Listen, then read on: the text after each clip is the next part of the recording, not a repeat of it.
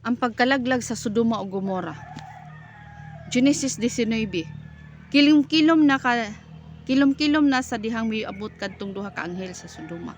Naglingkod na niadto si Lot sa pultahan sa syudad. Pagkakita ni Lot kanila tindog si Lot og nagtagbo kanila. Unya mihapa siya sa pagtahod kanila og miingon, "Kun mahimo hapit una kamo sa akong balay. Makapanghimasa kamo dito ug adto kamo matulog karong gabi ug ugma sayo kamo nga mo makapadayon sa inyong paglakaw."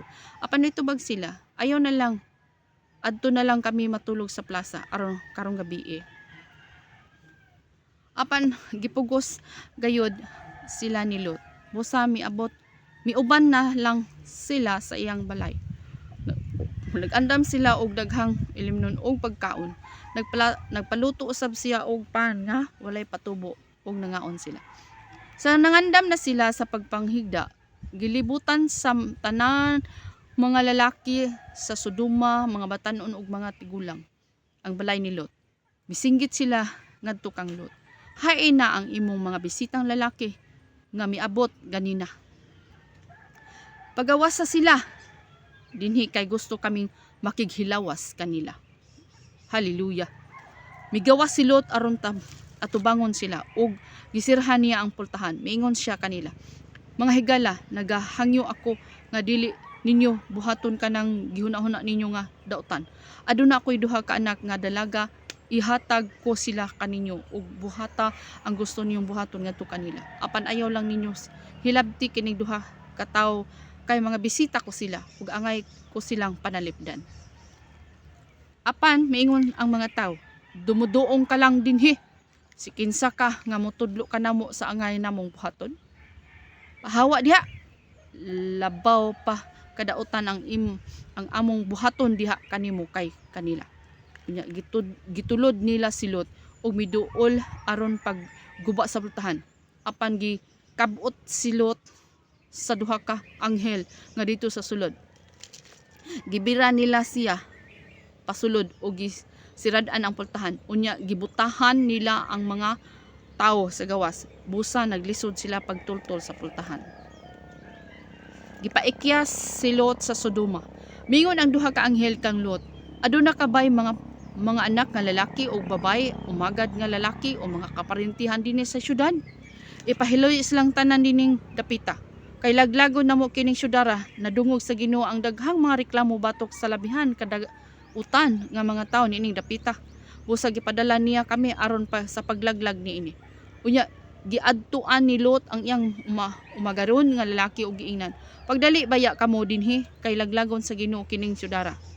Apan wala sila motuo kay abi nila og nagtiaw-tiaw lang si Lot. Sa dihang mibanag-banag na gipadali-dali sa mga anghel si Lot sa pagbiya sa syudad. Maingon sila, "Pagdali dadaang imong asawa og duha ka anak nga babae nga ania dinhi ug biya kamo dayon. Kay bisag maapil kamo sa paglaglag niing syudad." Apan naglangay-langay pa si Lot. Busa tungod kay naluoy ang Ginoo kanila, gikuptan sa mga anghel ang ilang mga kamot ug gidala sila sa gawas sa syudad. Sa dihang didto na sila sa gawas, giingnan sila, "Panagan kamo, ayaw gayud kamo paglingi o paghunong sa bisan asa nga bahin ining kapatagan. Panagan kamo sa bukid aron dili kamo mamatay." Apan mitubag si Lot, "Ginoo ko, ayaw na ako padagana sa bukid.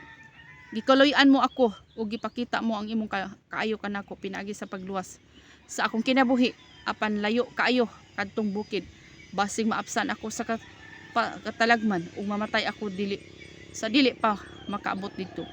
Anaay gamay nga lungsod sa unahan, duol ra kana.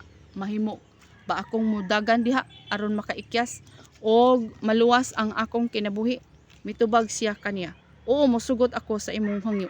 Dili ko laglagon kanang lungsura. Sige, panaga na kamo dito kay dili ko mahimo ang angay kong buhaton hangtod nga dili pa kamo makaabot dito." Tungod niini gitawag kadtong lungsura og Zoar. Buntag na sa dihang nakaabot sila sa si Lot sa Zoar. Unya gipaulan nan sa Ginoo og nagadilaab nga asupre ang Sodoma ug Gomora. Gilaglag sa Ginoo ang duha ka syudad ug ang tibuok nga kapatagan nangamatay ang tanang nagpuyo didto apil ang tanang tanom milingi ang asawa ni Lot og nahimo siyang haligi nga asin. Sayo pa kain na itong pagkasunod adlaw. Miadto si Abraham sa dapit diin nagkigsulti siya sa Ginoo. Milantaw siya sa Sodoma o Gomora o sa tibok nga kapatagan nakita niya ang aso nga miulbo gikan sa yuta sama sa aso nga nagikan sa usa ka dako nga hornuhan. Gihinumduman sa Dios si Abraham sa dihang gilaglag niya ang mga syudad sa kapatagan diin nagpuyo si Lot. Busa gipaikyas una niya si Lot aron dili kini maapil. So glory to God. Atong makita mga higala nga unsa gid ang pagkadautan nga bisan pa man sa mga anghel unsa pagkadautan sa Sodoma ug sa Gomora. No? Atong mahanduraw, atong maaninaw karong panahon na. Unsa giingon diri? Laliman ka. Oh, makighilawas sila. Mga batanon, mga bata, mga tigulang. Makighilawas siya sa sa mga anghel. Di sa ato pa daghang bayot. No? Daghang bayot. Yan napay pakapin na nako tumboy-tumboy. So dili na maayo di ay. Dili gina maayo. Nagingon ang pulong sa Ginoo. Grabe kadautan. No? Grabe kadautan. Sa katawan. Kung imong mapaaninaw karong panahon na nata sa last days karon nga gitawag si ingon daghan na nilantad na sila. No? Sunugonon ug di maghinulsol. Sunugonon. No? Mo nakita mga higala. Manguan gid ta maghinulsol ta. No? Wala exempted. Maghinulsol ta nini pero sa gistorya dire nga ang mga lalaki makighilawas ang mga batanong lalaki o mga bata pa mga tigulang. No? Limo ka tibuok Sodoma, Gomora na naghiusa sila aron sa pagkuan sa inana no. Hallelujah. Og salamat kay sa Ginoo. No? Kay adunay mobitaon ta magtuaw ta sa mga pagampo sa mga kaparintihan nga maluwas ilang mga kalag unay ipadala ang Ginoo nga mga mensahero ngadto sa ilahang kinabuhi. No? Dili ba nato malibot ang tanang lugar sa tibok kalibutan.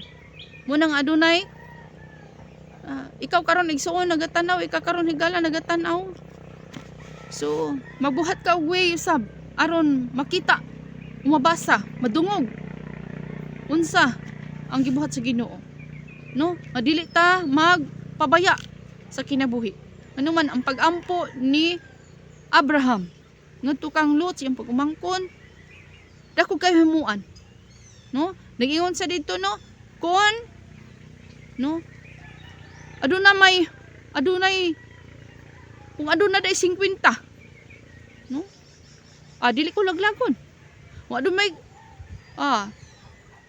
40 no di laglagon adunay 35 di niya laglagon adunay 20 di niya day laglagon o adunay na 10 di niya laglagon ug hangtod nga ning hunong si Abraham no. So glory to God nga dako kahimuan pagampo sa tagmatarong nga kun ginadeklarahan na sa Dios patay mahimo gipakita lang sa Ginoo sa unahan sa unang mga panghitabo no nga pag hinulsol kung ikaw nagbayot kay dili na ka pasayloon ka sa Ginoo.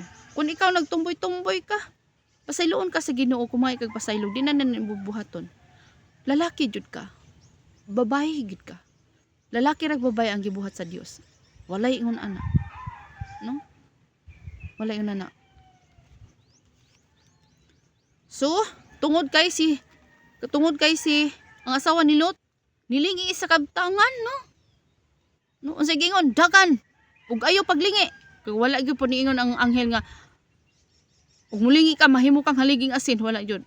Unsay gi-instruct? Unsay gi-instruct diha sa katapusang mga adlaw ingon nga moabot na gani. Ayaw na pag moabot na gani ng panahon na no? Nga ayaw na na pag ngadto sa inyong uli, gikan ka sa uma, ayan na pag ngadto sa inyong pag uli, aron mo kuha sa imong kupo. Og maabtan ka diha nga mubalik na ang Ginoo. No, hangad sa langit. Mong sige ingon hangad sa langit. Lord, salamat na jud ka, Lord. Maabtan pa kang buhi.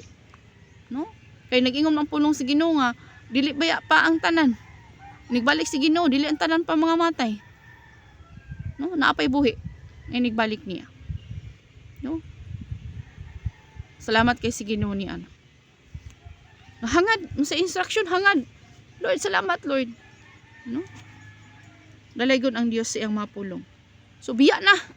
Wala na nang tumboy-tumboy, wala na nang bayot-bayot. No, wala na na.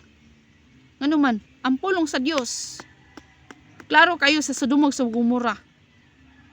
Na, pagalaglagon gayot. Hallelujah. Mintras dili pa wahay ang tanan. Maghinulsulta mga higala. God bless.